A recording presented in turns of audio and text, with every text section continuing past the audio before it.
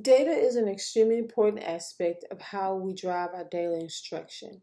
As educators, we must understand that we can never collect data just for the sake of collecting data or appeasing anyone. It takes effort to improve your instruction and to teach with precision.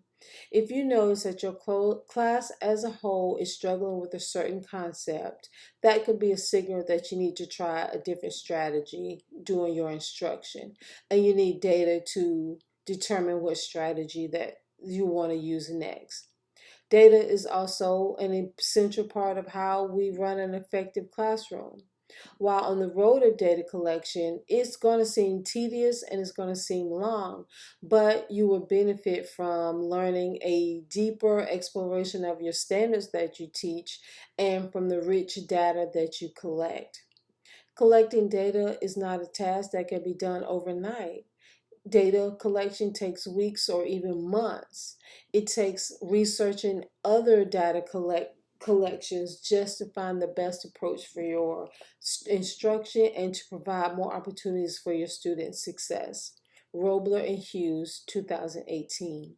Primarily, I use MTSS to determine what my students needs best to learn. MTSS stands for Multi-Tiered Systems of Support. It's a framework that many schools use to target support for struggling students. The framework is designed to identify struggling students early and provide those interventions to those students. It focuses on the whole child and just not one aspect of the child. When I mean the whole child, academics, behavior, social, emotional, and also chronic absenteeisms.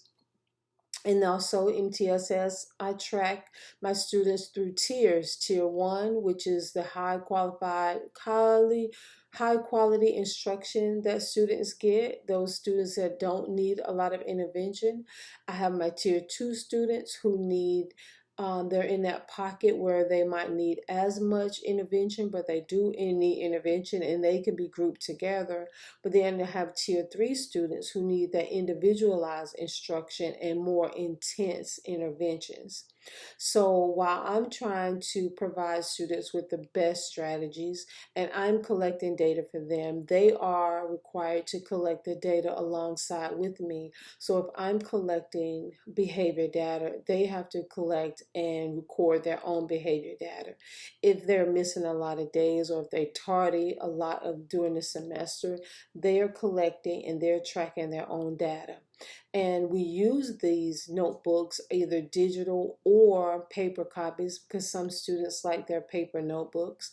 During my parent-teacher conferences, students are required to sit and explain their data notebooks to their parents during their conferences. So data notebooks, students are required to track their own data alongside with what I track.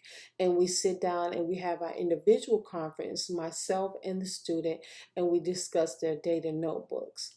So collecting data in notebooks is motivating for students because it keeps them engaged in their own learning and accountable for what they learn as well.